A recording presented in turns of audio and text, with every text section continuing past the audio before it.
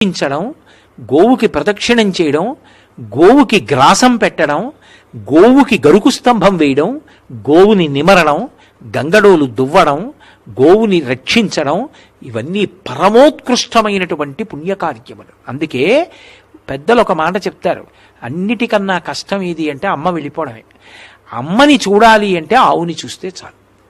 ఆవు వంక చూస్తే అమ్మ వంక చూసినట్టే. నా పుట్టినరోజు నాడు అయ్యో మా అమ్మ లేదే, పాపం నా పుట్టినరోజుకి తొక్కుళ్ళడ్డు చేసి పెట్టేదే, ఆశీర్వచనం చేసేదే అనిపించింది అనుకోండి, ఆవు పాలు తెచ్చుకు తాగాననుకోండి, మా అమ్మ చేత్తో చేసి పెట్టిన ప్రసాదం నేను తినేసినట్టే. ఆవు అరటిపండు పెట్టాననుకోండి, ఆ రోజున మా అమ్మ నా చేతి భోజనం చేసినట్టే. గోవుకి ప్రదక్షిణం చేస్తే మా అమ్మకి నేను నమస్కారం చేసేసినట్టే. అందుకే గోమాత జనకమాతలాగా నిలబడుతుంది. అందుకే పాలు లేని పిల్లలకు ఆవు పాలు అంటారు. పశువుల నుండి వచ్చేటటువంటి పాలు రజోగుణ తమోగుణాలు కల్పిస్తాయి. అందుకే